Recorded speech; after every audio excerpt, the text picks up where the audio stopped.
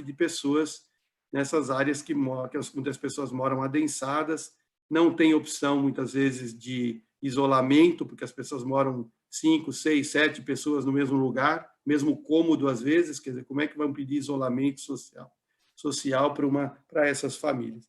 Então, o serviço de água é o mínimo do mínimo que essas pessoas têm que ter.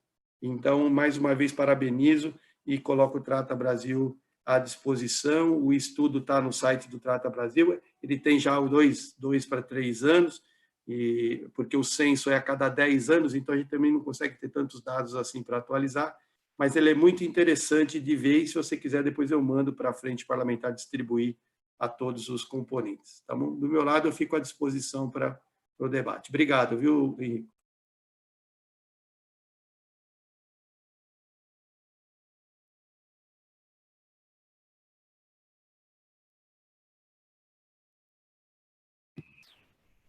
Obrigado, Edson, pelas palavras. A gente quer sim, mande para nós pela frente todos esses dados, os estudos, para a gente é sempre muito importante. Então, agradeço muito a sua presença e parabenizo pelo todo o trabalho incansável de catequese do saneamento, é um catequista do saneamento 100% do tempo. Então, eu queria agora passar a palavra também por 10 minutos para o doutor Ivan Castanheiro. Doutor Ivan Castanheiro, como eu disse, é promotor de justiça integrante do Grupo de Atuação Especial do Meio Ambiente do Ministério Público de São Paulo.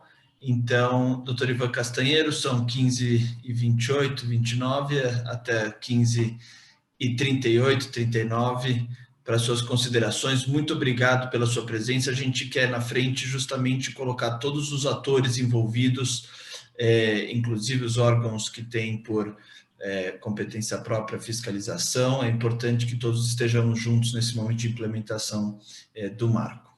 Então, doutor Ivan, obrigado. O senhor tem a palavra. Obrigado, deputado Henrique Minasi, deputado Geninho. Estão me ouvindo bem? Ótimo. Em primeiro lugar, eu gostaria de agradecer ao Luiz Longo pelo convite e cumprimentar aqui pessoas que são da área ativa da regularização fundiária, exemplo do doutor Silvio Figueiredo, da doutora Sofia, da doutora Andréia Oliveira, promotora advogada que atua na área de Franca com regularização fundiária também, o Vitor Carvalho Pinto, que a gente sempre aprende pelos livros dele, o Marcelo Funari, o Marcos Roberto Funari, meu colega, promotor de justiça e ex-coordenador da área de habitação e urbanismo do Centro de Apoio, assim como eu também fui. Meu aluno Marcelo Flor, representante de classe, tenho estudado muito, Marcelo Fior, tenho estudado muito com essa questão. Doutora Daniela, com quem, Alta Vista, com quem tenho trabalhado várias questões de regularização fundiária, em Americana, Piracicaba, e encontrado em alguns debates, inclusive grupos de trabalho, do qual eu faço parte pelo Ministério Público, e também por Americana, numa região lá que envolve a região metropolitana de Campinas, uma tríplice fronteira, questões complicadas, mas cuja essência do problema é justamente abastecimento. Então, eu gostaria aqui de cumprimentar, né, os parlamentares e os organizadores aqui pelo evento, porque acho que é da maior importância, de fato, essa discussão. Talvez até mereça outras oportunidades de discussão, mas em conversa com o Luiz Longo, foi-me pedido que eu fizesse algumas colocações sobre essa forma de atuação regionalizada do MP, do Ministério Público, e também essa questão relativa à REURB, a regularização fundiária urbana, em contexto com os planos de desenvolvimento urbano integrado, chamados PDUI, que foi previsto na Lei 13.089, que é o Estatuto da Metrópole, e algo que eu devo dizer desde já, eu acredito muito nessa forma de solução consorciada, nessa forma de solução trabalhada no âmbito de região metropolitana, de aglomeração urbana, e fiquei feliz quando o novo Marco Legal de Saneamento, que na verdade é uma alteração do Marco Legal e não propriamente um novo marco, mas de qualquer forma incluiu nesta disciplina da regularização dessas funções públicas de interesse comum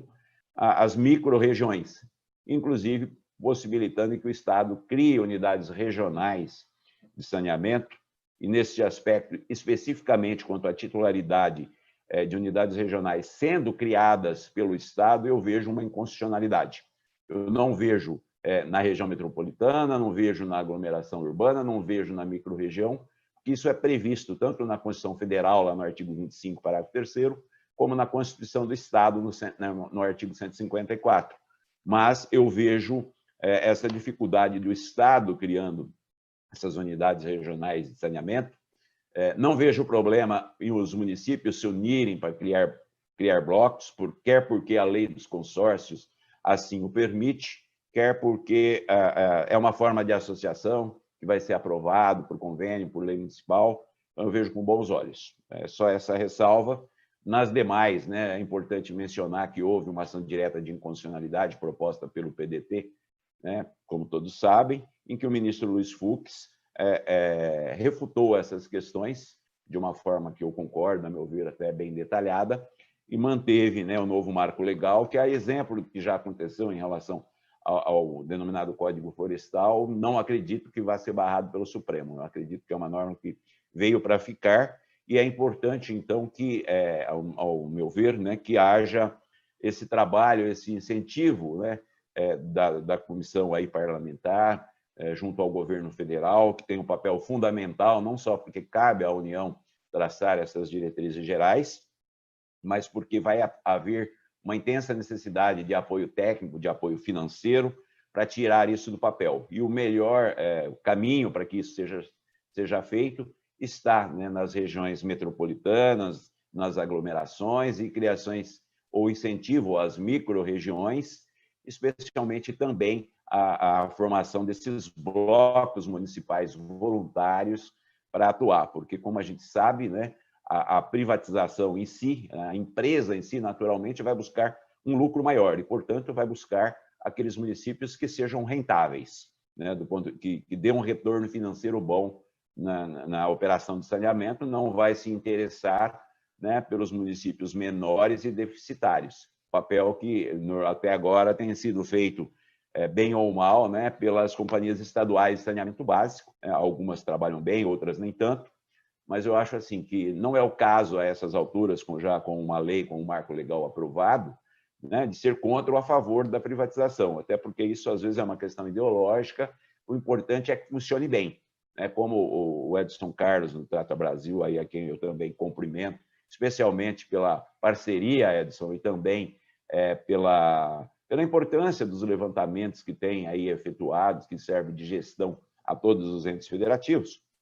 Mas essa colocação de que 94%, né, do saneamento hoje está na mão do setor público, 6% na mão do privado, com a possibilidade de imediatamente chegar a 14% e, eventualmente, até 50% ao final de 2033. Né? Se antes se falava num investimento da ordem de 13 bilhões, aí, chegando a uma ordem de 300 bilhões, hoje, no novo marco legal, há quem diga que vai se investir 500, outros 700 milhões.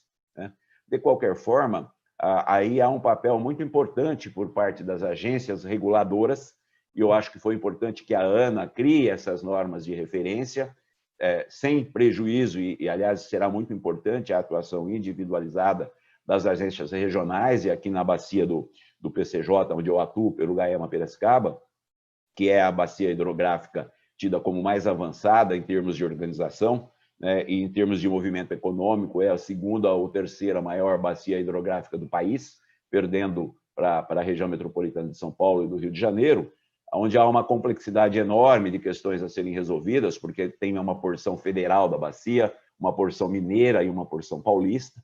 Né? A atuação da agência de bacias tem sido intensa, e da agência reguladora Ares PCJ, que é uma das poucas particulares aqui no estado de São Paulo, acho que até a única, ao lado da Arcesp, mas a Arcesp não tem atuado aqui na nossa região, só 1 ou 2 municípios, tem trabalhado nessa questão. Então, eu acho que é importante o papel da Agência Nacional nesse sentido, e como membro do projeto Conexão Água do Ministério Público Federal, da qual eu faço parte da comissão consultiva, indico, inclusive, aos senhores parlamentares, etc., que teremos uma reunião agora, no dia 3 de setembro, com a presidência da Agência Nacional de Águas e outros atores governamentais, justamente para tentar colocar e colaborar, né? O Ministério Público Federal é o coordenador desse projeto Conexão, mas temos aí equipes multidisciplinares na ideia de traçar essas diretrizes gerais, auxiliar, para que haja, de fato, uma regulamentação que não deixe o setor privado na vantagem de escolher os melhores lugares. O importante é que haja aí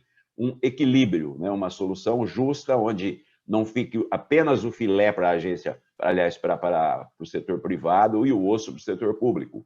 Há uma necessidade de uma adequação e o papel da REURB, aí, que é o que mais me foi incumbido e me passaram, da regularização fundiária urbana, né, que justamente trabalha, você vai ter duas espécies, a regularização específica, que são núcleos habitacionais que não são de baixa renda, e a regularização social, a REURB-S. Essa, sim, é da maior importância, porque trabalha com a população de baixa renda, vai exigir que se leve dignidade a essas pessoas, que se leve água, que se leve saúde. A cada investimento, a ONU diz isso, né? Cada um real investido em saneamento, economiza-se 4 em saúde. Evita-se doenças de veiculação hídrica, o que é tão importante no momento de pandemia. E não vamos nos iludir, né? Nós estamos passando um momento muito difícil com a Covid-19, mas provavelmente teremos outras. Eu e a doutora Andréia mesmo tivemos a oportunidade de escrever um artigo na Conjur sobre isso, né? E a conclusão, depois de pesquisar vários estudos científicos, é no sentido de que virão outras, até porque há desmatamento, há uma mudança climática, há uma alteração do equilíbrio ecológico. Então, não é um negócio passageiro, essa crise não é uma questão passageira. Então, há necessidade de resiliência do setor de saneamento, de maneira que saneamento tem a ver, como todos sabemos, com higiene, com mínimas condições de saúde, e é importante, então, que dentro desse ambiente de regularização fundiária urbana social, onde é a responsabilidade do poder público levar essa infraestrutura urbana, isso seja feita de uma forma colegiada, né, de uma forma concatenada entre União, Estados e municípios. Os municípios não podem ser alijados disso, especialmente porque haverá necessidade de uma composição de blocos, nem sempre apenas por uma questão de vizinhança, mas nas aglomerações de regiões metropolitanas, sim. Acredito que na microrregião isso pode ser mais distanciado, mas que haja aí um equilíbrio a ponto de se operar, que o setor privado opere os grandes municípios, mas juntamente os pequenos, para que haja aí uma distribuição de renda. Até mesmo a questão aí do subsídio cruzado, que tenta se eliminar, a legislação atual prevê, acho que vai haver a necessidade de um investimento público também em algumas regiões, especialmente nisso, resolvido assim simplesmente, né, com facilidade. Há uma necessidade de estender para esses 100 milhões de pessoas que estão sem esgoto e as 35 milhões de pessoas que estão sem água potável, né, chegar com a universalização desse saneamento básico, né, gerar uma redução de perda. Eu até ouvi uma outra live aqui em que o Edson Carlos falava o seguinte, né, não é possível, né, uma empresa privada jogar 50% da sua renda fora, que é o que acontece em média hoje com os índices de perda que temos. Então, é importante se investir nessa questão da perda de água rapidamente. Essas metas, os contratos têm que ser adequados, mesmo aqueles já em vigor, mesmo aqueles em que já houve licitação e que, portanto, não serão alterados, mas esse trabalho conjunto, né, do Estado, enquanto em composição, que, ao meu ver, não pode ser paritária com os municípios no âmbito das aglomerações e regiões metropolitanas. O Estatuto da Metrópole prevê aqui a participação social, senhores. Então, é importante que haja audiências públicas, que a comunidade seja ouvida aqui e participe, inclusive, votando, como diz a lei federal, né, nessa composição, desse ajuste, nessa divisão de tarefas entre os blocos que serão formados para que possam ser colocados em licitação, ser operados, não haver continuidade, não haver as intermitências nos abastecimentos, que em época de pandemia prejudicam e muito o combate ao coronavírus pela falta de higienização e também eventuais outras pandemias que teremos, né? Então, dentro do meu tempo, eu acho que eu já acabei por estourar o meu tempo, eu procurei aqui colocar as principais questões, mas eu gostaria de finalizar com duas questões. Uma que foi mencionada aqui pelo Edson Carlos, que é a importância desse trabalho seja feito não só em âmbito de Agência Nacional de Águas, que é a grande regente dessa regularização, da regulação, né, da parte de saneamento, e aqui também um louvor, né, ao veto presidencial que incluiu a questão dos resíduos, que não ficamos só com água e esgoto, precisamos lembrar pela questão dos resíduos e lembrar que é falácia essa ideia de que os aterros sanitários estão prorrogados. A visão do MP é que ainda continua proibido, não o aterro, perdão, mas os lixões, né? Não houve uma prorrogação dos lixões lá para 2024, como alguns interpretam, e aí essa importância, então, da participação do Tribunal de Contas da União, da Controladoria Geral da União, né?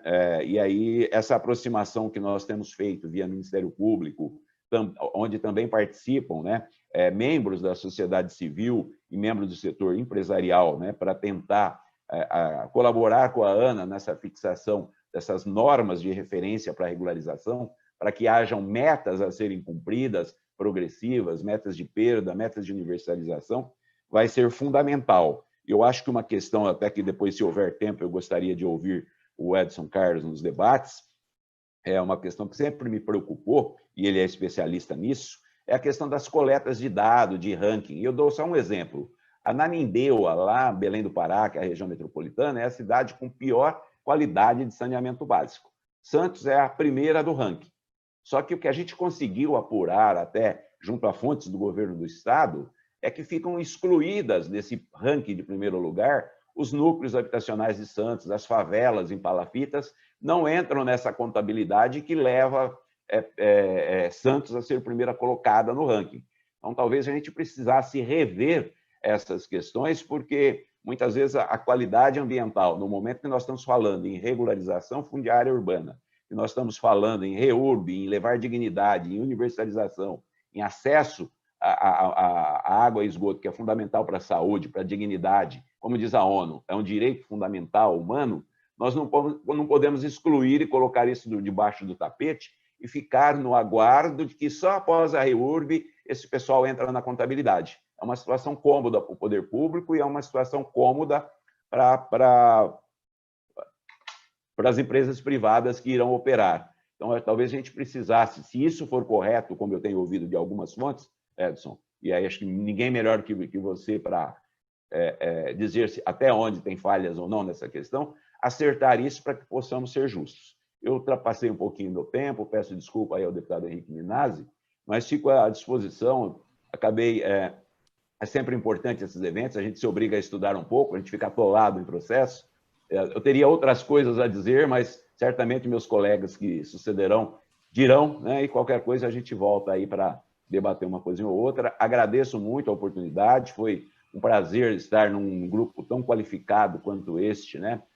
Discutindo uma questão tão importante quanto essa, especialmente porque eu creio que as pessoas que aqui estão neste evento são formadoras de opinião e muito mais, formadoras de políticas públicas, né? Então, dentro dessa ideia, eu acho que eu posso falar em nome do projeto Conexão Água, da doutora Sandra Kemish Madakish, a quem eu agradeço, inclusive, pelo fornecimento de algumas informações, do Luciano Loubé, por exemplo, da ABRAMPA, da Associação Brasileira dos Membros do Ministério Público de Meio Ambiente, do qual eu sou o diretor da região Sudeste, com um outro colega, o Carlos Valera. Eu acho que tanto a ABRAMPA como o projeto Conexão Água, ou seja, do lado do Ministério Público, eu posso falar em nome deles também, a gente fica à disposição para, se for o caso, ajudar a construir essa política pública, não só apontar defeitos, mas apontar soluções.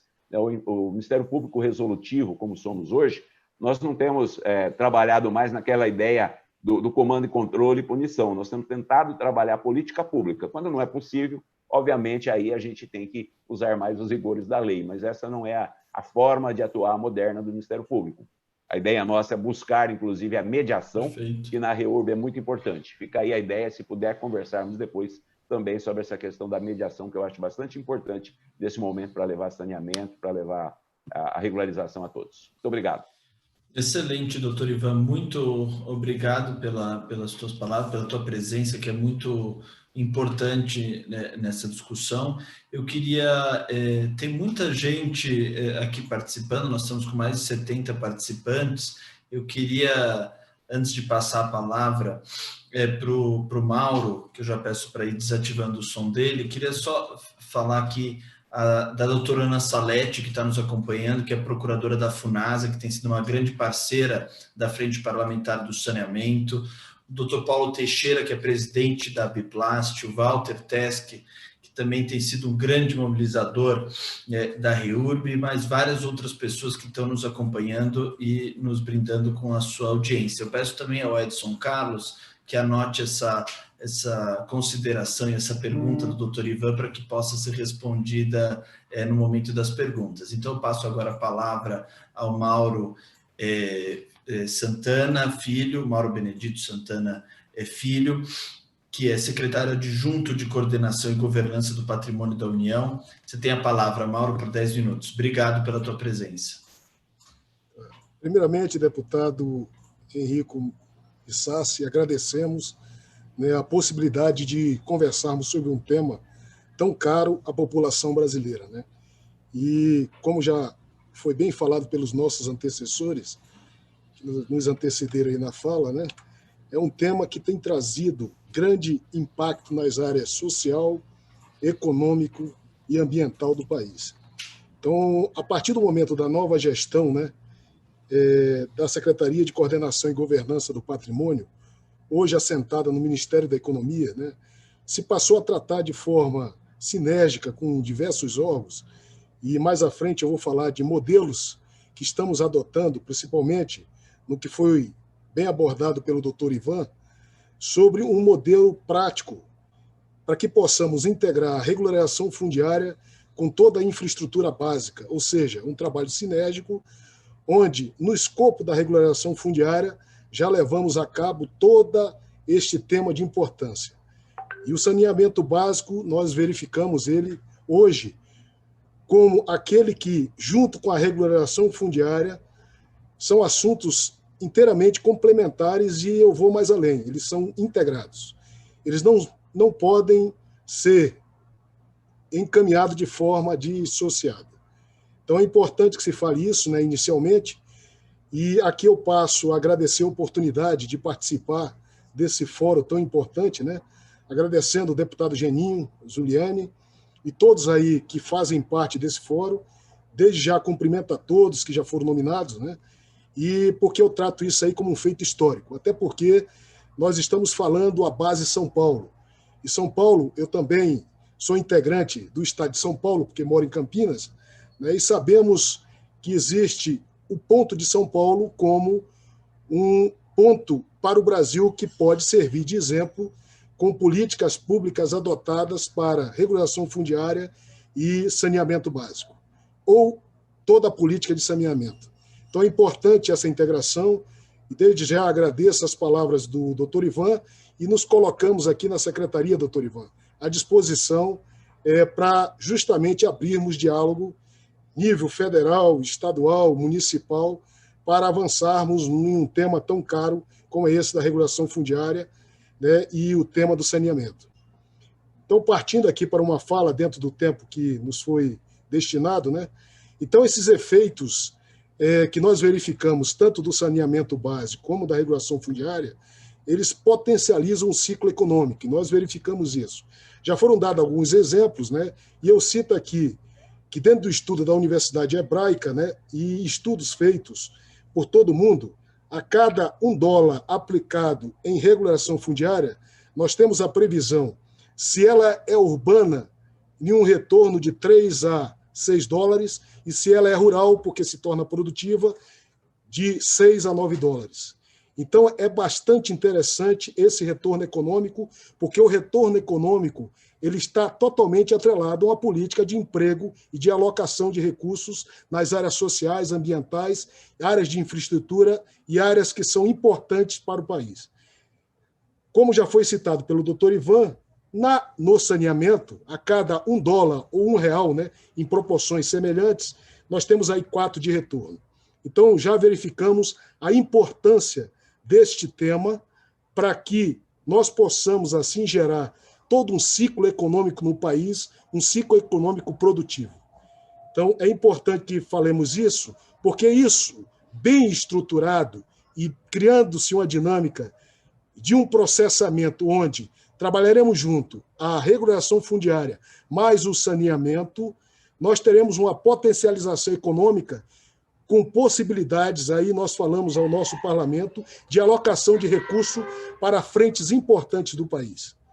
Então, isso tem que ser tratado, e eu cito esse tema como um dos mais prioritários, né? E desde já parabenizo a todos aí da frente do saneamento, o deputado Geninho, que bem desenvolveu todo o marco legal para que pudéssemos aprovar essa questão do saneamento. Então, é importantíssimo, né? E dentro desse escopo, nós temos uma possibilidade agora de debatermos esse tema, porque vivemos uma situação de pandemia. Então, eu sempre cito, nas nossas conversas e palestras, que nós estamos vivendo o período AC, né, antes Covid. E teremos um período, daqui a pouco, que é o DC, depois Covid. O período depois Covid é um período que necessitará que nós, aí, em todos os atos da federação, de todos os entes, trabalharmos de tal forma que possamos planejar o país para uma nova cultura que tem como base o saneamento, a preocupação básica com a população e, acima de tudo, todo o aspecto que vai potencializar a ação econômica em lugares que jamais, muitas vezes, a política pública ela chegou. Então, é importante que nós possamos ter isso como meta, né? Então, essa situação pós-Covid está em dimensão antes da vacina, depois da vacina, vamos ver quanto tempo estaremos dentro dessa situação do antes-Covid, né? Então, é importante. Então, esse marco do saneamento, né, como já bem foi colocado, nós verificamos que é um problema histórico, né? Nós trazemos aí, eu sempre cito, né, nas palestras, a questão da regulação fundiária, e hoje, por dados do Ministério do Desenvolvimento Regional, em áreas assentadas da União, nós temos aí quase 50% que estão em irregularidades. Então, um número muito grande de moradores, de nacionais, que estão irregulares. E assim citamos também, houve um avanço significativo na parte do saneamento, né? Mas com o marco eu vejo como um ato de potencializar as ações e o avanço desse saneamento. Então, isso nós podemos colocar, né, como ponto, e aqui nós já podemos citar, né, já para irmos ao final da fala, o modelo que estamos adotando aqui em Brasília, né, como um projeto piloto, e aí nós estendemos também para São Paulo, nós já tivemos conversa em nível governamental e municipal em São Paulo, que é um projeto de modelagem de regularização fundiária, só que não como a regulação fundiária, uma REUB social, mas como uma REUB específica, onde a associação organizada ela trabalha.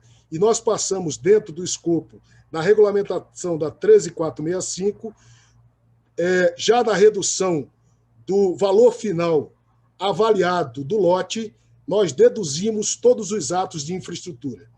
Então, todos os atos são deduzidos e a União ela fica com um percentual, mas o outro percentual é a associação, é lógico, tendo toda uma fiscalização, ela trabalha basicamente nos atos de saneamento de toda a infraestrutura básica necessária à instalação desse modelo de REUB. É importante isso, e nós estamos adotando aqui, estamos expandindo para todo o país. Citamos aqui, em Brasília, a Fazenda Sálvia como modelo que nós já estamos adotando, né? É lógico, temos a associação, instituído um comitê paritário, união e associação, e assim fazemos uma modelagem de parceria público-privada, onde aquela estrutura urbana ela já traz consigo toda a parte de saneamento básico e infraestrutura local, toda feita em conformidade aí com a sustentabilidade que é exigida. Então, é importante que possamos colocar isso como exemplo. Outra parte, né, e aí entramos na parte do ordenamento territorial, que é o escopo mais amplo de todo o trabalho, lembrando que a regularização fundiária, né, seja ela na urbana ou rural, ela está dentro do escopo do ordenamento territorial. E eu cito aqui alguns pontos de ordenamento territorial, e isso nós viajamos aí o mundo, né, e trabalhamos basicamente com regularização fundiária há um bom tempo, né, e nós verificamos que o ordenamento territorial ele tem no seu escopo tanto a destinação da terra, ou seja, a partir do momento que o Estado, o município e a União ela tem essas terras destinadas, ela consegue ter um índice de regularidade de quase 90%. Só que as nossas terras não são destinadas, né? Nós temos um grande vazio de terras ainda não destinadas. Então, a base é a destinação dessas terras. Aí nós temos a regularização fundiária, a regularização ambiental, um ambiente sustentável, social sustentável. Nós levaremos a presença do Estado, o fomento à economia e uma política inclusiva humanitária. Isso que é o escopo final, como bem foi colocado pelo doutor Ivan, a preocupação é com a população. Então, é trazer essa população para um estado de integração. Ela ser integrada justamente à sociedade ter acesso a todos os bens que os demais cidadãos aí que têm um nível, uma classe diferenciada possuem. Como último ponto, né, eu gostaria de colocar aqui os efeitos econômicos. Por estudo, né, nós verificamos, junto o que foi feito em Singapura e até mesmo aqui do lado da Colômbia, né, nós verificamos que a atuação entre saneamento básico ou uma estrutura básica de saneamento e regularização fundiária, né, dentro da universalização do saneamento, existe uma ação direta na redução de custo da saúde, no aumento de produtividade, na valorização imobiliária. Então, lembrando que um imóvel não regularizado ele tem uma depreciação de quase 40% do seu valor, assim mesmo como o seu entorno tem uma desvalorização de quase 15%. Né? Nós temos o aumento da renda per capita, a expansão do turismo, a diminuição da informalidade e ilegalidade, novos investimentos são aplicados na área, captação de impostos e alocação de recursos nas áreas prioritárias do Estado, do município e do governo. Então, eu gostaria de encerrar minha fala neste momento, né, me deixando aí à disposição para as nossas discussões e debate. Agradeço a oportunidade, né, por fazer com que a Secretaria do Patrimônio da União, né, agora a Secretaria de Coordenação e Governança do Patrimônio da União, hoje, dentro da Secretaria Especial de Desestatização, Desinvestimento e Mercados, né, estamos aí à disposição para qualquer pergunta, né, informações e até mesmo assimilar conhecimento. Muito obrigado, deputado. Mauro, muito obrigado. De fato, essa interlocução próxima com o governo federal e com todas as outras instâncias é absolutamente central para a nossa tarefa agora de operacionalização e efetivação do marco. E a gente que cometeu uma deselegância com a Daniela de deixar a única mulher do painel falar por último, mas entenda isso como um privilégio de encerrar essas falas iniciais.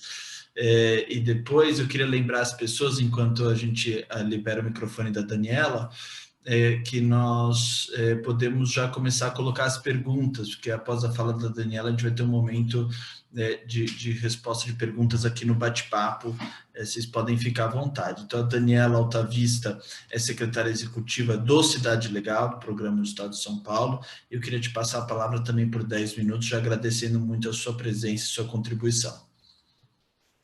Obrigada, gostaria de agradecer a todos pelo convite, pela frente parlamentar, e agradecer as falas que me antecederam. Você não cometeram uma deselegância, não, ao contrário, porque eles trouxeram tantos dados e informações importantes que todos, acredito, já estão seguindo num raciocínio lógico diante de todos esses dados demonstrados e ratificados, um palestrante após o outro. Dr. Ivan, com quem eu trabalhei diversas vezes, estamos ainda, né, Dr. Ivan, trabalhando em várias ações. O Cidade Legal tem 543 municípios aqui no estado de São Paulo, então a gente tem uma realidade muito dura, digamos assim, né, em questões de regularização fundiária. Essa política pública que para nós é essencial ao desenvolvimento socioeconômico, essa política pública guarda-chuva, né, que a gente tem várias outras dentro dela para que nós possamos prosperar e, com certeza, o saneamento básico e a infraestrutura é o que desponta. Enquanto conversávamos em diversas ocasiões, doutor Ivan e eu, por exemplo, falávamos da questão de que a regularização fundiária vai muito além do reconhecimento do título de propriedade, né? E é o que agrada o Ministério Público quando o gestor público, quando o profissional da regularização fundiária abraça a regularização como a política pública que vai, de fato, melhorar a qualidade de vida das pessoas. Vai muito além dessa questão do título de propriedade. Ela vai trazer a infraestrutura, vai proteger o meio ambiente por diversas questões que nós temos de lançamento de esgoto, de áreas de lançamento de esgoto nos córregos, mananciais e áreas de risco.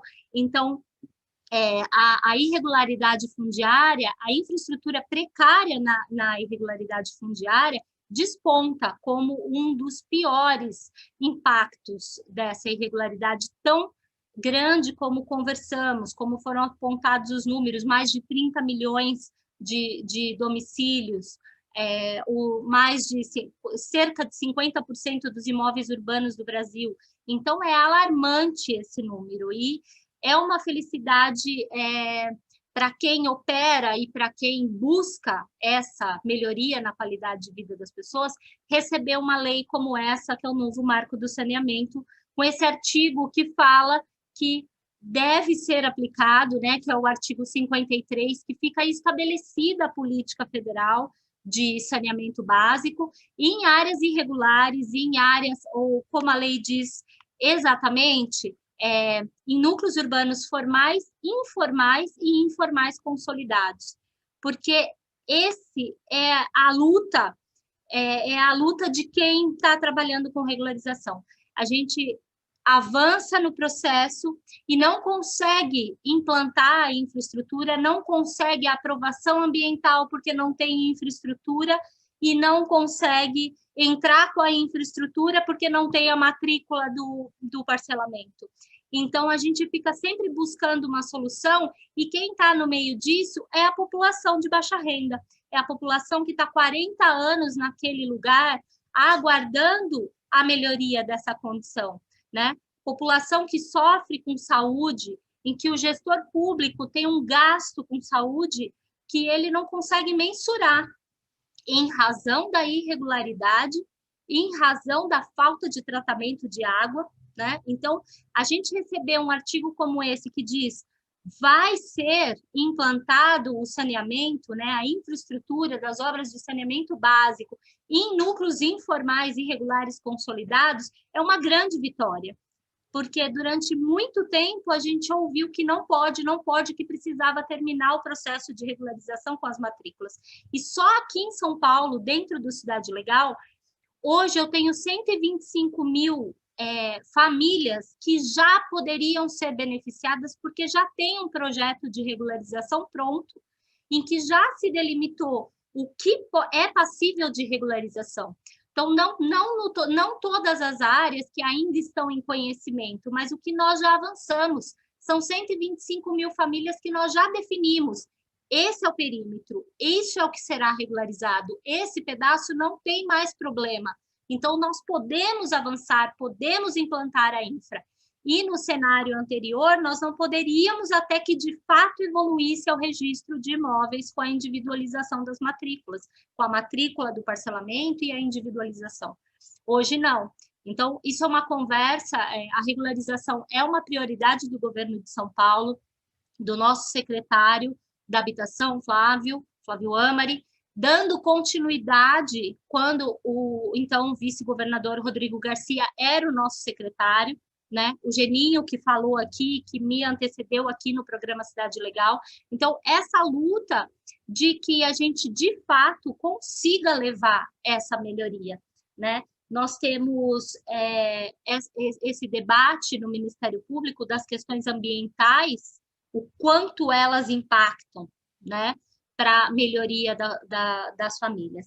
E reconhecer que o direito da regularização vai muito além do que o papel. Isso é o principal, eu acho que nós precisamos ressaltar. E lembrar que a conta que deve ser feita, no caso da regularização fundiária, não é quanto a gente vai gastar com projeto de regularização, com levantamentos ou com ações de regularização. A conta que a gente faz hoje é quanto se gasta não realizando a regularização, né? O que nós temos hoje de gastos com infra precária, insegurança jurídica, renúncia de receita, né? A questão da saúde, principalmente, o gasto é muito maior do que se você aplicar, do que se o gestor aplicar no processo de regularização. Então, acredito que é um avanço assim extraordinário no nosso processo. Essas 125 mil famílias podem avançar no nosso processo de regularização, porque nós temos muitos desafios nesse processo, né? E a ausência da infra é o primeiro, sem dúvida. Nós temos as questões da capacidade técnica municipal, as ocupações em área de risco, vontade política de exercer a regularização fundiária. Então, nós devemos, sim, essa frente parlamentar está de parabéns por tomar esse tema, né, para que a gente transforme a vida das pessoas. Eu costumo dizer que, assim, a gente precisa planejar com a regularização, porque é possível planejar os núcleos, né, embora já consolidados, a gente consegue planejar as ocupações, a regularização dessas ocupações, planejar a regularização dessas ocupações para mudar essa conotação de regularização desordenada, invadida, degradada, insalubre. A gente tem que mudar essa realidade. E nós, de fato, podemos exercer essa mudança. Acredito que esse é a minha primeira explanação. Fico à disposição para se houverem mais dúvidas, aqui respeitando o tempo e agradecendo mais uma vez. Daniela, muitíssimo obrigado pelas suas contribuições bastante importantes. Eu fico muito contente da gente estar conseguindo colocar pessoas que tenham perspectivas tão complementares sobre o assunto da regularização fundiária no saneamento, para conversar, para trocar experiências juntos. Eu acho que essa é a vocação da frente e é a intenção desses seminários que estão sendo organizados pela frente via o Comitê de Monitoramento e Implementação do Marco, sob a coordenação do deputado Geninho. Então, agora eu vou começar a ler as perguntas aqui que estão chegando no bate-papo. Nós temos mais 20 minutos para encerrarmos, conforme combinado, às 16h30. E eu vou pedir para que a gente deixe o áudio dos palestrantes, da Daniela, do Mauro, do Edson e do Dr. Ivan abertos, se eles não se incomodarem, já para poderem ir respondendo às perguntas que forem sendo lidas aqui. Então, vou começar com a do Walter Tesk, que fala o seguinte, e aí vocês levantam a mão, quem for dos palestrantes quiser fazer comentários ou responder. Como tratar loteamentos clandestinos de grupos de especulação imobiliária, como exemplo, Clube Regatas Tietê, e dezenas de loteamentos similares nos mananciais da cidade, com multas, depredação das áreas produtoras de água? Como abordar e endereçar esse problema, pergunta o Walter. Acho que essa o doutor Ivan pode falar também, né, doutor Ivan? Vamos lá. É a pergunta de $1 milhão, viu, Walter? Eu gostaria, em primeiro lugar, de cumprimentar o Walter, que na época que eu passei pelo Centro de Apoio, fiquei coordenando a área de habitação e urbanismo aí 2 anos no Ministério Público, e ele estava no governo também, foi um grande parceiro, sempre muito solícito às nossas colocações, de maneira, doutor Walter, que é um prazer vê-lo por aqui. Tá? Também gostaria uma vez mais de agradecer aí, inclusive, a oportunidade, doutor Mauro também de se colocar à disposição. Doutor Mauro, depois a gente pode trocar e-mail, telefones. Vai ser um grande prazer ajudá-lo, se for possível, obviamente. O Silvio Figueiredo, que está aqui, a Luíde, sabem bem, a doutora Daniela, a Sofia, enfim, algumas pessoas, o Edson. É um tema pelo qual eu tenho estudado muito, tenho escrito sobre isso, capítulo de livro, artigos, enfim, eu acredito muito na regularização como forma de humanização, mas não só, da prática de justiça distributiva, de dignidade, mas de interesse econômico também, né? Uma conciliação entre o interesse ambiental e o interesse econômico, como diz lá o artigo 170 da Constituição, de fazer esse link, né, entre o direito de propriedade, da propriedade urbana, que atende a função quando atende plano diretor, do plano diretor local, que se interliga com o que eu chamo de plano diretor regional, que é o PDUI, que é o Plano de Desenvolvimento Urbano Integrado, que o Ministério Público tem por obrigação acompanhar essa política pública. E aqui no estado de São Paulo, a gente está em construção dos PDUIs, né, de Americana, de Piracicaba. Esses dias mesmo, inclusive, tivemos reunião, né, com o secretário de Desenvolvimento Regional, o deputado Marco Vignoli, a esse respeito, uma reunião virtual tratando da questão de Piracicaba. Nós temos aqui deputados, tanto o Geninho como o deputado Mizazzi.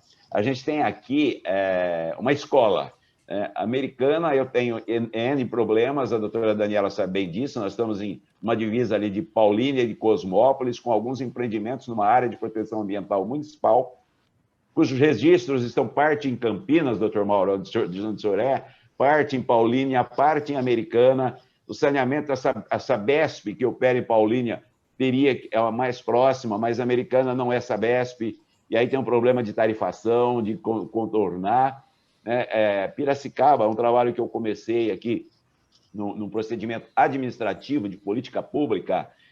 Identificamos já de cara 200 loteamentos clandestinos e irregulares, principalmente em zona rural. Limeira, que faz parte aqui do nosso grupo do núcleo GAEMA, nós temos mais de 400 loteamentos clandestinos em zona rural. Então, assim, o desafio é enorme. Para resumir, deputados, como os senhores devem bem saber, porque militam na área, cerca de 50% das áreas irregulares, aliás, da questão fundiária urbana, imagine-se que 50% dos imóveis urbanos possuem alguma espécie de irregularidade. Então, e aí, quando parte para a questão social, se parte para a questão de saneamento. Né? E o que mais pega? São questões de saúde pública, tanto o resíduo, como a água, como o esgoto. Então, nós estamos tratando de uma questão que demanda, de fato, um investimento muito grande e que o poder público não aguenta sozinho. Mas ele demanda fiscalização também, né? E aí entra, talvez, a minha resposta, uma tentativa de resposta. Não tenho a pretensão de apresentar aqui uma solução completa, que até hoje não conseguimos, mas a importância de uma regulação bem feita, de normas de referência bem feita, para que esse trabalho já comece a ser feito pela própria concessionária, que vai ter metas a atingir. E aí, depois, Edson, na sua fala, né, esse englobar, né, das informações, daquilo que fica de fora dessas estatísticas, e que precisa, o poder público precisa trazer isso para a formalidade e baixar até um pouco do índice de eficiência, para reconhecer primeiro o problema e depois enfrentar de verdade, cobrando, né, nesse equilíbrio econômico-financeiro. Eu acho que o papel das agências reguladoras hoje estão muitos distorcidos, né? Na verdade, na grande parte, eu não estou falando da ANA, a ANA talvez seja até uma exceção, a gente trabalhou muito na renovação do sistema Cantareira, na época com o Vicente Andreu, ex-presidente da ANA. Eles tinham uma postura um pouco diferenciada em relação a isso, mas as agências reguladoras, de uma maneira geral, têm uma postura de proteção do empreendedor. Eu espero que a ANA não seja cooptada nesse sentido, que ela consiga, de fato, com esse papel enorme que ganhou de fazer uma regulação não mais da água, mas da água bruta, agora da água tratada, essa sim saneamento, porque a água bruta, recurso hídrico, não era tratada como saneamento, né? E foi mais um ganho. Esses 200 e poucos analistas, acho que 400 e pouco, né? Não me lembro agora o número certo, que está sendo criado, não vai... Oi? Não vai resolver? Né?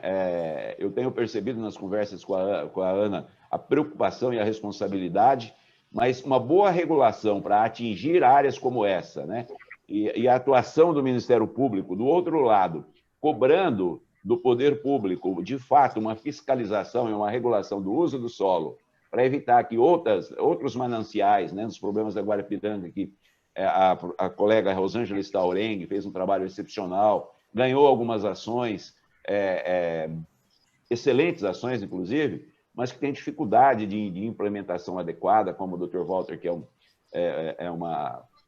um ícone aí nessa tentativa de implantar, né, de resolver esses problemas, tenta. Mas eu acho que o que falta é investimento. Para resumir a questão do Guarapiranga, é investimento. Se esse investimento vier e ele foi bem canalizado, né, com o poder público gestando isso de uma maneira coletiva no âmbito da região metropolitana, do Conselho de Desenvolvimento, da Agência Metropolitana, ao mesmo tempo em que a iniciativa privada sendo cobrada pelo cumprimento das metas, sob pena de não haver nem mesmo possibilidade de retirada de recurso por parte desses diretores, né, talvez seja o caminho, né? E aí o papel do Ministério Público é fiscalizar isso de perto.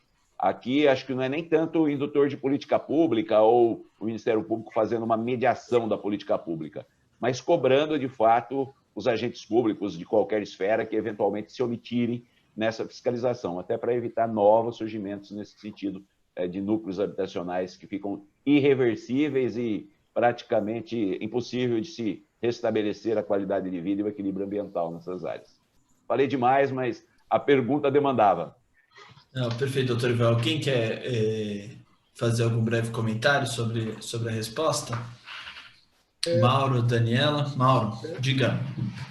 Nas áreas da União, né, como já bem adiantou o doutor Ivan, né, nas áreas da União nós trabalhamos aí com a visão do triple bottom line, né, do desenvolvimento sustentável. Hoje, dentro do escopo do estudo que foi desenvolvido aqui na Secretaria de Coordenação e Governança, nós temos a visão desse tripé, né, que é um trabalho conjunto. Esse tripé ele é indissociável, que é o ambiental, social e econômico, né? Dentro desse escopo, né, nós classificamos as áreas como desocupadas, ocupadas ou invadidas, dentro de um aspecto legal e de um aspecto administrativo e operacional.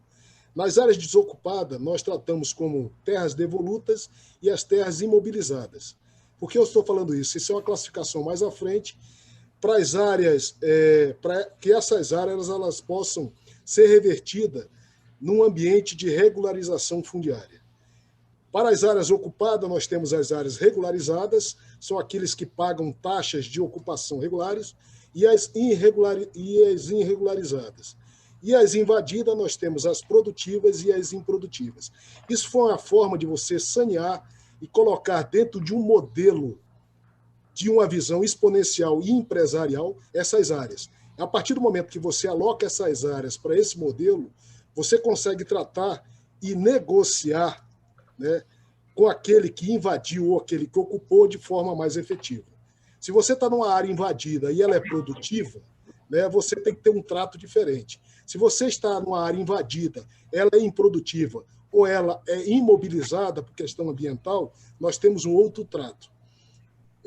Aí atuamos junto com todos os órgãos nossos de controle, né, seja a Polícia Federal, todos os órgãos nossos de auditoria, né, seja TCU, CGU, e a nossa AGU, para que possamos aí ou fazer uma reintegração de posse efetiva ou tratarmos essa área com um potencial de regularização fundiária, e aí começamos a negociação. Lembrando que do percentual de áreas ocupadas e invadidas, no trabalho que foi feito até hoje, né, nós temos aí uma proporção de 40%, né, para áreas ocupadas que efetivamente vão chegar a uma regularidade fundiária, e para as áreas invadidas, em torno de 70%, né, que poderão ser regularizadas. Então, é importante esse dado, porque vai ao encontro dessa pergunta que foi feita pelo Dr. Walter, né, Teske. É muito interessante o trabalho que tem que ser feito, né? E nessa modelagem, você consegue dar uma dinâmica, como colocou o doutor Ivan, uma dinâmica de uma visão econômica. Lembrando que o vetor econômico ele dá suporte ao vetor ambiental e o social dentro de uma visão de estudo estratégico. Então, eu gostaria de colocar só esse questionamento, né, dessa divisão das áreas, né, e a partir daí nós atuamos. Vou citar aqui em Brasília que cerca de 60% das áreas que estão assentadas em terras da União, elas se encontram em uma dessas condições aqui, desocupadas, ocupadas ou invadidas. E a partir daí, como uma política de Estado e uma política de governo voltada à regularização fundiária, essa classificação ela tem facilitado e muito as nossas ações. É lógico, né? Tem se diminuído as invasões, né? E nós temos trabalhado efetivamente, porque essa invasão ela está totalmente atrelada a algum princípio de grilagem de terra ou de informalidade da venda de terras com certeza prejuízo a terceiros. Então, seria basicamente, dentro de uma visão mais ampla, o que eu gostaria de acrescentar. Obrigado. Perfeito. Eu vou passar para uma próxima pergunta para a gente poder responder o maior número nesses próximos minutinhos que nos restam. E eu queria fazer uma pergunta e pedir para o Tiago, que trabalha com o deputado Geninho e que é um dos heróis silenciosos do novo marco legal do saneamento, sempre muito diligente, responder a pergunta do Silvio Figueiredo, perguntando como é que está a interlocução destas questões em relação ao programa Casa Verde Amarela, a MP 996. Peço só para a gente ser bastante objetivo nas respostas, na medida do possível, para poder responder o maior número, tá, Tiago? Pode falar. Boa tarde, Henrico, deputado Henrico, boa tarde a todos os palestrantes e presentes. 1 minuto de resposta. A provocação do Silvio é pertinente. O Silvio é um histórico na luta pela regularização fundiária. Tive a oportunidade de acompanhá-lo várias vezes e saber da sua luta. Mas acho que o que nós temos que destacar agora são 2 elementos. Primeiro, não se pensa mais, aqui o Coronel Mauro, ele pode ser testemunha, não se pensa mais numa divisão de tarefas estanques entre a atividade do Executivo e a do Parlamento.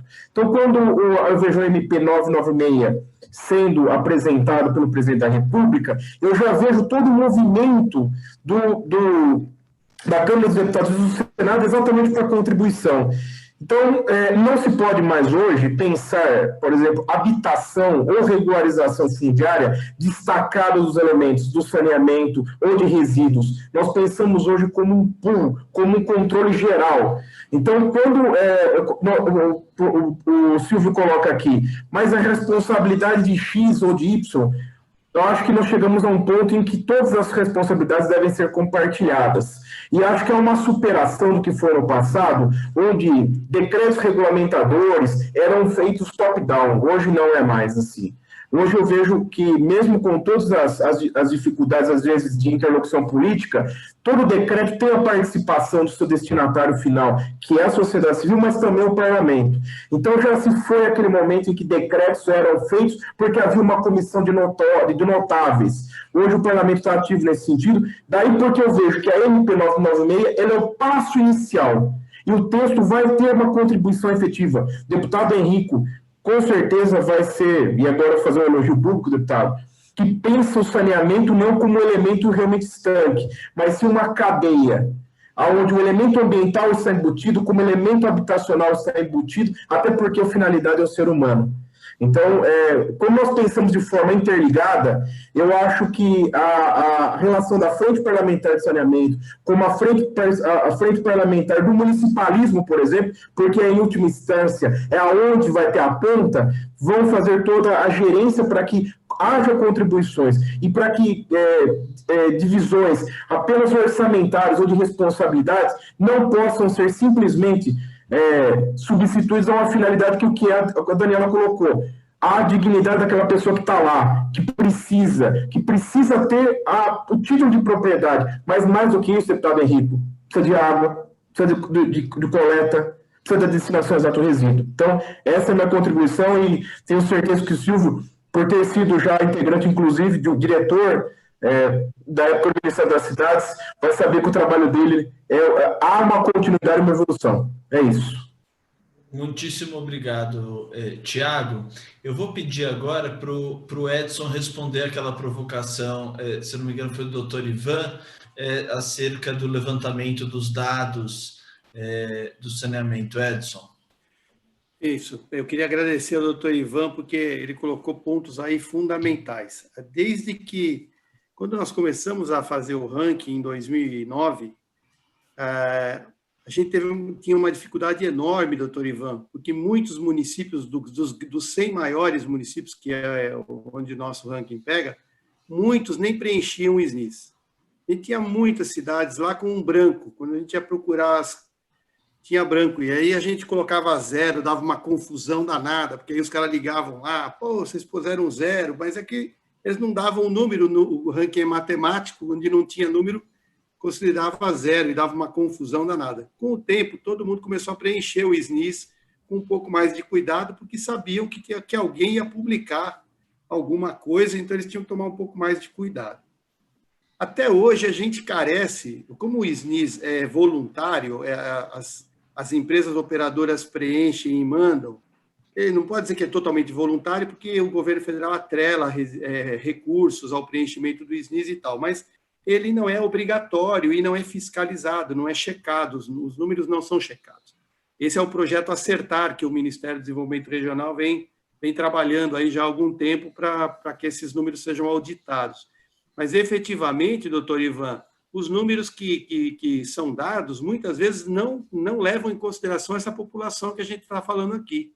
Essa é que é a verdade. Isso eu já ouvi de presidentes de empresas de água e esgotos. E a coisa é simplesmente assim. Se eu não posso entrar lá, eu não posso considerar essas pessoas na minha base de dados. Quer dizer, é como se essas pessoas não existissem. Então, os indicadores, eles tendem a ser sempre piores do que são informados, porque existe sempre uma gordurinha ali e existe esse grupo de pessoas que muitas vezes as empresas operadoras acabam não colocando ali porque não tem domínio sobre aquela área, não podem entrar naquela área porque aquela área está sob alguma questão judicial. Então, é verdade. Quando a gente publicou esse último ranking, engraçado que a gente publicou em março, agora que está dando repercussão. Algumas pessoas de Santos mandaram um e-mail para nós dizendo a mesma coisa que o doutor Ivan falou. Pô, mas não é possível, tem palafita, tem favela, tem não sei o quê. O que a gente pode fazer? Né? Não tem muito, a gente fica de mãos atadas. Né? Quem mais briga pela melhoria do SNIS somos nós, desde que a gente trabalha com isso, brigando com os ministérios para melhorar a qualidade. Mas, efetivamente, a gente começou com um ranking com 8 indicadores, hoje são quase 20. A gente foi incluindo indicadores para reduzir ao máximo esse tipo de... Mas não tem como.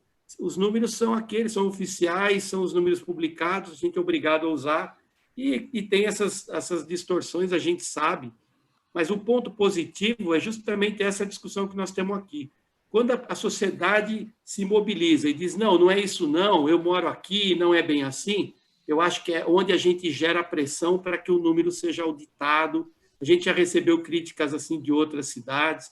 Então, a gente precisa melhorar muito as bases de dados do Brasil, principalmente o Sistema Nacional de Informação sobre Saneamento, porque é o grande balizador que a gente tem, onde a gente usa para fazer as políticas públicas e ao não considerar essas pessoas, a gente pode partir de lugares errados, né? Claro. Cidades que, teoricamente, estejam universalizadas, na prática não estão, porque tem todo esse trabalho sério a fazer. Então, Oi, pois não. Posso dar uma sugestão? Na verdade, não é bem a você, mas aos próprios parlamentares e aqueles que têm a influência político, etc. Em tese, a gente poderia começar a sair dessa inação e desse problema que, da forma como está, tende a se perenizar.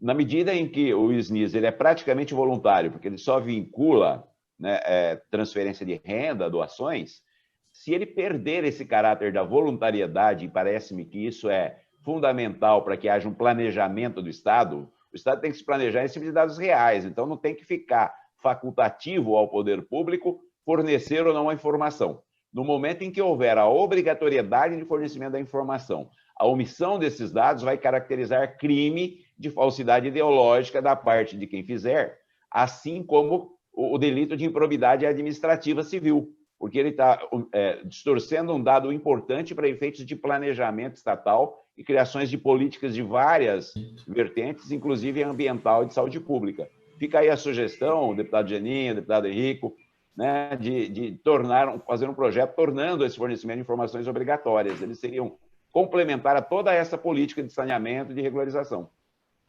Eu queria fazer uma menção a essas considerações, que aqui em São Paulo nós estamos buscando sobrepor as áreas que estão em processo de regularização com as áreas da Sabesp, já com destinação de cronograma de implantação de serviço, e as que nem fazem parte do mapeamento, como vocês estão colocando. Então, nós estamos num trabalho, inclusive vocês citaram Santos, nós fizemos reuniões com os superintendentes da Sabesp da Baixada Santista, né, com o superintendente e com os técnicos da região, para justamente trazer a identificação dessas áreas que não estão nesses cronogramas, porque elas não existem, essas áreas irregulares. Então, o Cidade Legal, como a gente faz? Levantamento de realidade fática, projeto, a gente encaminha todo esse material hoje para a Sabesp, para eles concluírem uma sobreposição de áreas e entenderem onde é necessário expandir a rede e aí sim alcançar toda a população com o abastecimento e a coleta e tratamento de esgoto. Daniela, vamos aproveitar e dar um chorinho aqui de 10 minutos, né, que a gente está com uma audiência muito bacana e privilegiada. Eu acho que essa pergunta da Adriana seria uma bacana talvez para você, ou se alguém quiser também comentar, que ela gostaria de saber se os municípios precisam de uma lei municipal para poder receber as verbas federais e ou estaduais para implantação das infraestruturas nos núcleos urbanos informais aptos à regularização fundiária. Nos casos do estadual, não tem a necessidade, nós reconhecemos a 13465 como a lei que baliza o processo de regularização, então não há necessidade de uma lei específica de regularização, mas eu completo a fala do Edson e do Dr. Ivan da necessidade de se conhecer o município, então de se conhecer a irregularidade. Então, embora não estritamente necessária a elaboração de uma lei, é necessário o conhecimento dos núcleos irregulares e da irregularidade dentro do município. Então, seria aconselhável a elaboração de um plano de regularização com essa finalidade, né? Para que o município, veja, se o município consegue elaborar esse plano, entender os seus domínios, entender a sua irregularidade, e todos os municípios vão realizando essa tarefa, nós conseguimos ter um número exato da irregularidade, da ausência de infraestrutura, para que sim possamos delimitar políticas específicas para sanar, a quantidade de recursos necessários para o investimento para poder resolver a questão de todos os municípios e do Brasil como um todo, né? Então, acho que é importante essa execução, embora ela não seja estritamente necessária, mas acredito que é estritamente necessária, não. Ela não venha numa lei específica, né? Não tem a necessidade da criação de uma lei específica, mas é imprescindível para o conhecimento do município e da irregularidade. Perfeito, Daniela. Eu vou também aqui tem a pergunta da Sofia que pergunta o seguinte: de que forma a frente parlamentar pode agir no sentido de disseminar a regularização fundiária urbana nos demais estados? Municípios avançam de forma lenta e pulverizada, não vemos atuação forte dos estados no sentido de consolidar a política, auxiliar e capacitar. Essa aqui acho que a resposta. O Geninho teve que se retirar há um tempinho atrás, durante que ele tinha um outro compromisso, havia avisado. Ele seria também uma pessoa muito capacitada para responder essa pergunta como coordenador do comitê. Vou responder aqui. A frente parlamentar, ela pode fazer isso que nós estamos fazendo, né? Ela pode criar um ambiente permanente de diálogo, de construção, para trocar informações, para capacitar.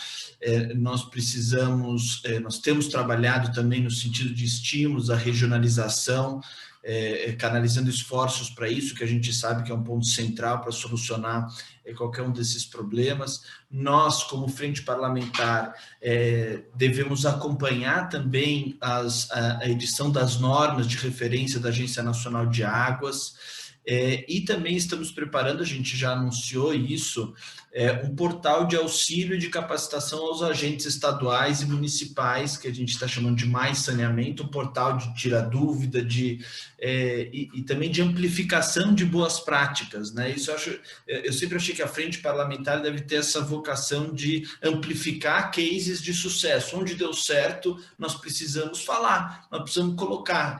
Muitas vezes a gente sai procurando soluções fora e tem soluções perto de nós que deram certo e que precisam ser disseminadas e conhecidas. E falando na frente parlamentar, eu queria aqui registrar e também passar a palavra para algum comentário que acha pertinente, registrar toda a fundamental ajuda que a frente tem recebido do Instituto Movimento de Cidades Inteligentes, do Luigi, da equipe do Instituto, para nos ajudar na formatação e da frente parlamentar e também com conhecimento técnico que tem acumulado. Eu queria passar a palavra, Luigi, para algum comentário seu breve. Tu está liberado? Tá Tá aqui, Luigi. Obrigado. Eu que agradeço a oportunidade de trabalhar. Já falo isso de antemão com os parlamentares dessa gestão, o Henrico e à frente, porque a gente vê muita vontade em trabalhar o tema, e esse é um tema que é feito por paixão, né? Essa é uma característica, é um tema complicado, complexo, burocratizado. Então, o Henrico e o Geninho são figuras, o Thiago, né, o time que eles possuem, que estão fazendo esse movimento.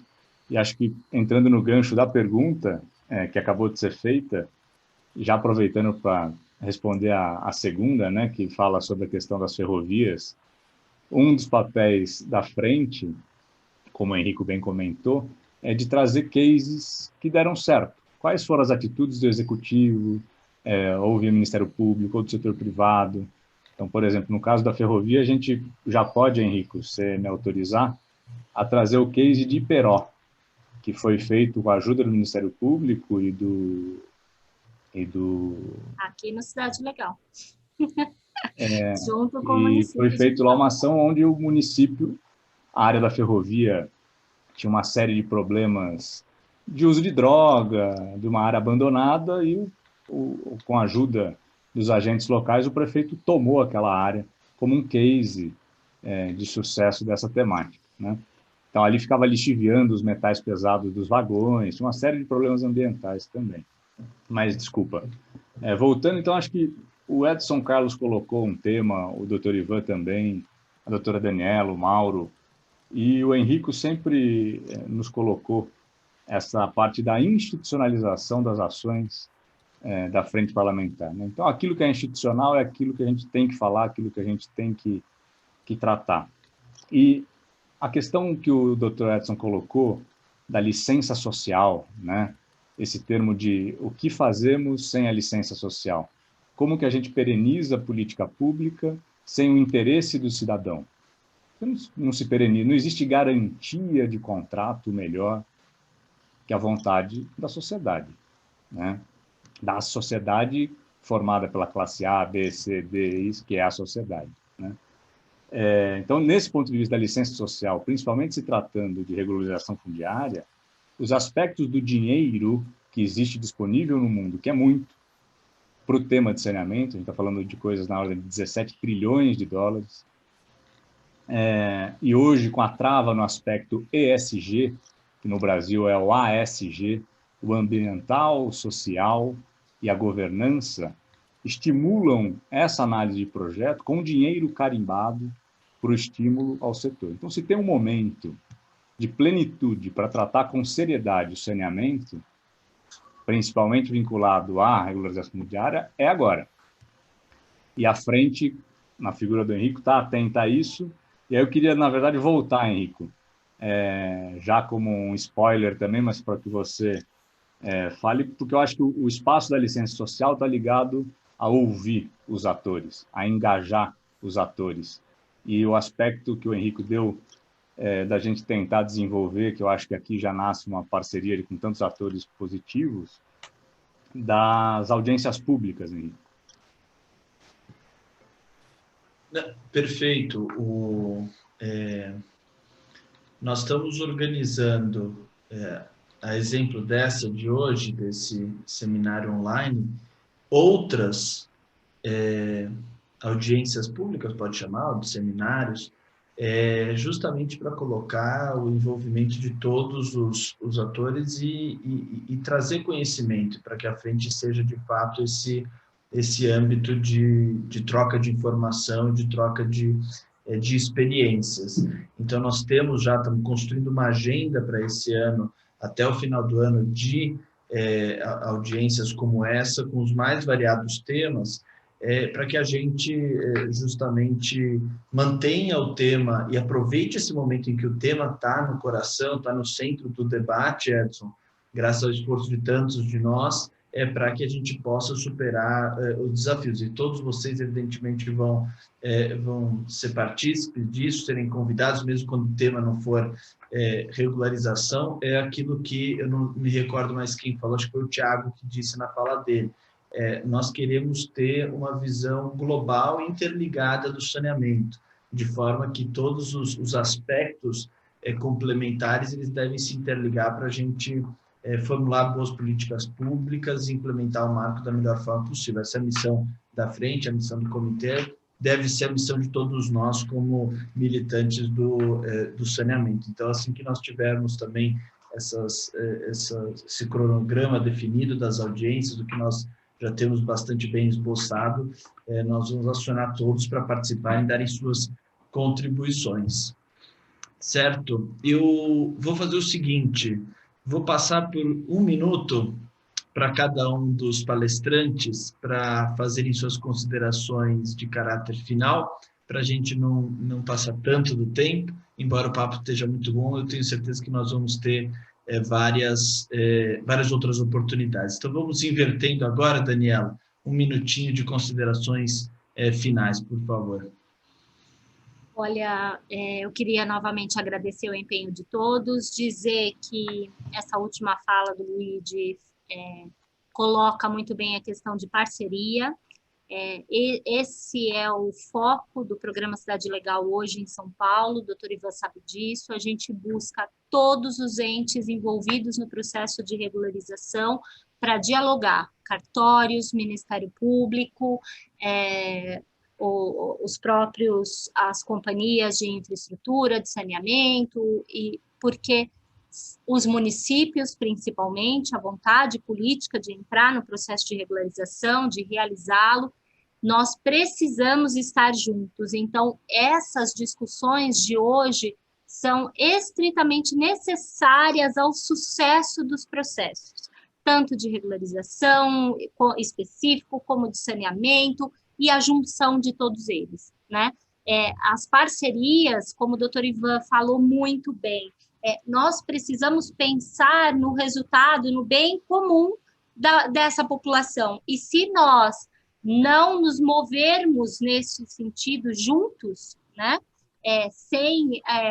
O doutor Ivan falou que mudou o direcionamento do Ministério Público, e é verdade, nós temos muitos promotores parceiros no processo de regularização, muitos cartórios parceiros. Aqui em São Paulo nós fizemos uma parceria com a Arisp, Associação de Registradores de Imóveis, fantástica, para que a gente pudesse finalizar os processos de regularização a contento, né? Para que a gente não patine nos processos, a parceria com a Sabesp. Então, assim, juntos, o município atuando, os órgãos atuando, os entes atuando, é que nós conseguimos melhorar, de fato, a qualidade de vida das pessoas e chegar a um resultado satisfatório de todo esse processo. Daniela, quero, além de agradecer, aproveitar o gancho que você nos deu, dizer que a Frente Parlamentar conta com cada um de vocês aqui nessa conexão de informações, né? Todas essas dúvidas, inclusive as que não foram respondidas ainda hoje, todas essas nós estamos recolhendo, justamente para poder ser esse ambiente em que perguntas chegam, conexões são feitas com quem tem resposta ou quem tem uma iniciativa bem sucedida. Então, não só contigo, Daniela, mas com o Trata Brasil, com a Secretaria de Patrimônio da União, com o Ministério Público, a gente espera de todos vocês essa ajuda. Já faço esse pedido, essa súplica pública da frente poder beber do conhecimento que vocês têm na prática, com o único objetivo do bem comum, como você disse, de levar essas informações, essas experiências para quem precisa. Mauro, por favor, suas considerações finais. Primeiramente, deputado Henrico, agradecer a oportunidade, mais uma vez, da Secretaria de Coordenação e Governança do Patrimônio se fazer presente no debate tão importante para o país, né? Gostaria aqui de externar toda a minha alegria em poder participar, porque eu sou um ativista, né, desta causa, estudo essa causa de regulação fundiária há um bom tempo e eu vejo ela como a base, né, para que o país ele possa cada vez mais buscar um horizonte de crescimento sustentável. E aqui eu posso citar, né, que nós estamos dentro desse fórum criando pontes resolutivas, né, para encontrar soluções inteligentes aos problemas históricos e, acima de tudo, como bem foi colocado, né, pela doutora Daniela, né, levarmos qualidade de vida e dinâmica econômica para potencializar o desenvolvimento do país. Eu acho que tudo isso leva, e nós temos aí dados, né, e nesses estudos nós sabemos que tem trilhões de reais nas nuvens desse país em consequência da não regularização fundiária e do não saneamento. Eles estão como nuvem. A partir do momento que implementarmos uma política sustentável de regularização fundiária e de saneamento, esse dinheiro, com certeza, não mais será nuvem. Ele vai chover sobre o país e vai ser bem aplicado e bem alocado no país. Então, é importante que se fale isso, porque aí nós teremos uma dinâmica de atender justamente o que muitas vezes nos falta, né? Saúde, segurança, saneamento, e assim por diante. É importante que se fale isso. E como palavra final, eu posso dizer que a regulação fundiária, dentro de todo o estudo que foi feito, né, e que trabalhamos aí nesses últimos anos, é um instrumento fundamental para incrementar a política pública do ordenamento territorial, estabelecendo os princípios basilares para que sejam evitadas as tensões sociais advindas da posse irregular da terra, e, paralelamente, ser a indutora da produção e do consumo em bens sustentáveis. Então, eu gostaria de finalizar com essa frase, né? Porque é importante. E o nosso presidente Jair Bolsonaro e toda a sua equipe, né, já entendeu que tanto a regulação fundiária como o saneamento são atos importantes que levarão o país a um crescimento efetivamente sustentável. Então, agradeço mais uma vez a participação e me coloco à disposição. Muito obrigado. Nós que agradecemos, Mauro. Muito obrigado. Doutor Ivan. Pois não. Então, mais uma vez, eu gostaria de agradecer e falar da alegria, inclusive, de novo, colocar aí a Abrampa na pessoa da doutora Cristina Graça, nossa presidente, que é da Bahia, que tem feito uma interlocução muito boa com outros órgãos. O próprio projeto Conexão Água faz parte de ambos, acho que podemos colaborar nesse sentido. Ressaltar uma vez mais que investir em saneamento, em regularização, é de fato uma despesa, porque traz benefícios à saúde, gera crescimento, gera imposto, gera inclusão social, dignidade, e que o melhor meio para se fazer isso não é isoladamente, porque isso fica quase impossível. É uma atuação concatenada nas maiores áreas, né? Região metropolitana, aglomeração e microrregião, os conselhos de desenvolvimento nos dois primeiros, quer por esses grupos, né?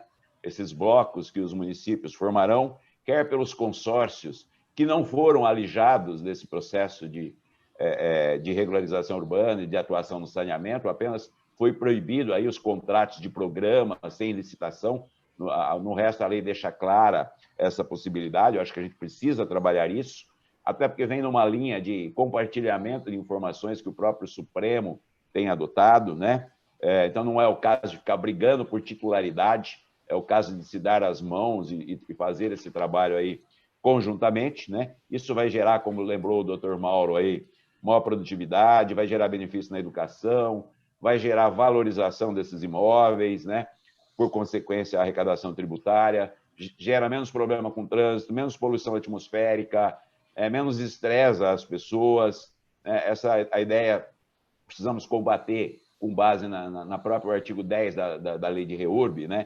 Que fala dos objetivos, que é prevenir novas invasões, né? É estabelecer a mediação, esse acordo para que as coisas não tenham que ser impostas, que tudo que é imposto não funciona bem, né? Essa concatenação facilitará, inclusive, a alocação de recursos, né? A REURB, pouca gente visualiza isso, mas ela é um ponto importante para combate a questões de insegurança pública, que no momento que há regularidade, o Estado chega e o Estado pode ele fazer a gestão e não deixar na mão do crime organizado. Então, como falou o doutor Mauro, essa questão do ordenamento territorial é importante. Como disse a doutora Daniela, não é o caso de se fazer uma regularização de papel, eu tenho me batido muito nisso. A regularização não pode ser só por meio de matrícula, ela tem que vir acompanhada dessa infraestrutura para ser, de fato, uma política pública. E aí, os senhores parlamentares poderão, e dos órgãos governamentais, poderão ajudar muito nisso, né? Deixar claro aos chefes de executivo, ao alto escalão do governo, que investir em REURB, e aí, por consequência, também no saneamento, porque aí o saneamento é parte da infraestrutura essencial, que é, sim, obrigação do poder público na questão do interesse social, ela vai muito além de ser uma política pública, ela é importante, inclusive, do ponto de vista da política eleitoral. A hora que se enxergar isso, que você consegue dividendos, levando dignidade às pessoas, levando um título com infraestrutura, um título de propriedade com infraestrutura, talvez isso se viabilize com mais velocidade. Então, que esse evento tenha esse condão de startar, de fato, agora a REURB, sob a ótica também, né, da questão do saneamento. Espero, de alguma forma, poder ter contribuído para aclarar essa visão. Muito obrigado aí pela oportunidade. Muito, doutor Ivan. Nós que agradecemos a tua presença por aqui, muito simbólica e representativa dessa unidade de todos os setores com o Ministério Público, que tem essa função, como você mesmo disse, de custodiar a lei no posterior, mas também de nos ajudar a formular da melhor forma possível em todo esse processo. Então, muito obrigado. E eu passo aqui para a gente ir encerrando ao nosso arauto do saneamento, Edson Carlos, para também fazer considerações finais aí breves. Obrigado à Frente Parlamentar, queria agradecer, falar depois do doutor Ivan, me dá a oportunidade de fazer uma palestra. Mas eu queria falar do meu otimismo com esse momento. O fato da gente estar aqui reunido falando sobre regularização fundiária, como atender essas pessoas, é algo inédito dentro do saneamento. Eu estou há 13 anos e a gente não escutava falar disso, o doutor Ivan sabe. A postura da maioria das companhias era de deixa essa área para lá, deixa essas áreas para lá, vamos trabalhar aqui onde a gente tem domínio, nas áreas regulares, principalmente nas áreas mais nobres, independente da empresa ser pública ou privada, ficava ali onde é fácil, vamos levar o serviço onde é fácil. Aí é complicado, favela é complicado, área invadida é complicada, vamos deixando essas áreas para lá, e foram ficando para lá, e a gente chegou no século XXI e essas áreas foram sendo deixadas para lá. Quer dizer, o marco regulatório, ele obriga a gente a discutir essas áreas. E esse é o grande ponto, quando as pessoas me perguntam qual é a grande vantagem da nova lei. Nós vamos ter que falar de todo mundo, nós vamos ter que falar de área rural, nós vamos ter que falar de área invadida, nós vamos ter que falar de favela, coisa que a gente não falava até agora. Então, essa é uma oportunidade gigantesca que a gente tem de levar o serviço para essas pessoas que são as mais necessitadas, quando a gente olha as estatísticas de doenças, quando a gente filtra, são essas pessoas que ficam mais doentes. A gente fica também, todo mundo fica, o bairro nobre, a pessoa também fica, o filho do rico, mas o filho do pobre fica mais doente, isso está comprovado. A doutora Zilda Arnes, que foi a primeira embaixadora a fazer parte do Trata Brasil pela Pastoral da Criança, ela falava, Edson, não adianta, nós vamos enxugar gelo como política pública de saúde. Se a gente não resolver esse problema, nós vamos enxugar gelo. Mortalidade infantil não vai cair nunca. Essas internações não vão cair nunca, porque essas pessoas estão ali vivendo com os vírus, com as bactérias 24 horas por dia. Então, é uma questão de ter que enfrentar. Então, a gente chegou o momento de não dar mais para não enfrentar. Então, eventos como esse são fundamentais, porque as companhias, eu convivo com elas, elas consideravam o Ministério Público, os órgãos de controle, como inimigos no passado.